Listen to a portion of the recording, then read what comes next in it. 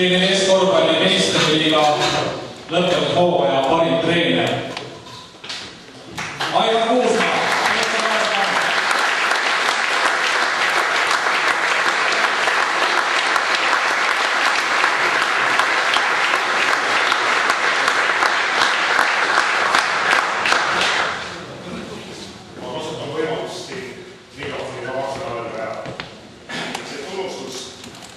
Mis mulle komistati, see ei oleks saanud teoks ilma Pesse Kalev mängida. Nii et ma tänan oma mängijaid. Ja teiseks ma tahaks tänada ka oma treenerite tiimi, kes ma arvan, kus minuga tegid suhteliselt hea ja super töö. Aitäh teile!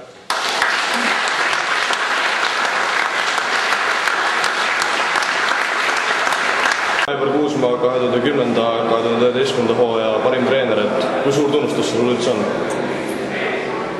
No, positiivse poole pealt peab vaatama, et iga tunnustus on märkimisväärne ja ma arvan, et kõik korvpallitreenerid, kes juhendavad meistriliiga võistkonda, soovivad seda auhinda saada ja seekord nagu õnn langes, nagu ütleme, minule.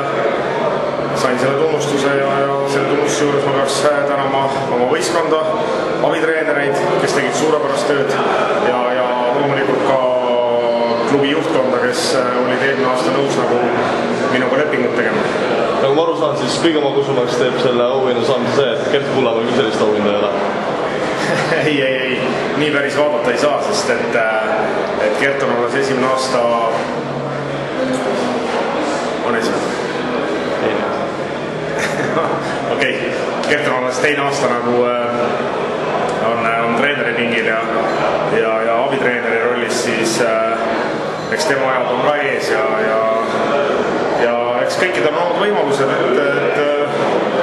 et mina ütlen küll, et tunnustus on ta siis parim treener, parim mängija või mis iganes, see on igal juhul on see väga meeldiv ja mina tunnen küll rõõmu selle üle. Kui ühel meelel sa oled ülejäänud täna jagatud auhindadega, näiteks sellega, et sümboolses meistriliiga viisikus oli 2 Kalev Cramo mängijat?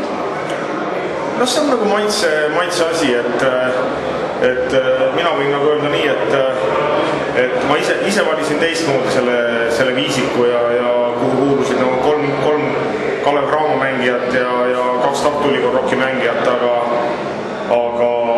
kui teistmoodi võtta, siis kui Kalev Cramo teeb puhta töö 7-0, eks ole, et siis võiks seal olla ka 5 Kalev Cramo mängijat. Aga see on niisugune maitse küsimus, sest et seal vist hääletavad treenerid, ajakirjanikud, kes iganes ja päris nagu tõsiselt seda võtta ei saa, sellepärast et ma arvan, et palju paremaid mängijaid oli liigas, kes ei mahtunud nagu sümboolsesse viisikusse. Kuidas üldse võtaksid selle tänavuse korvpalli meistriliiga hooaja kokku, et kui atraktiivne ja kui hea tasemel see liiga see aasta oli? Mina ütleks, et liiga tase kindlalt ei langenud võrreldes eelmise aastaga, aga langes selle võrra, et 2 võistkonda läksid tugevamaks ja 2 läksid nagu nõrgemaks.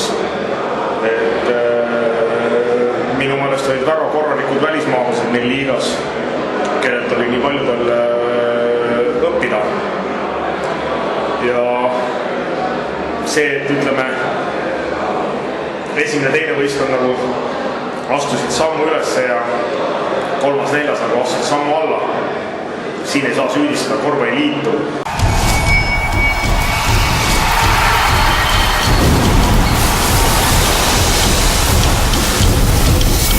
Triobet.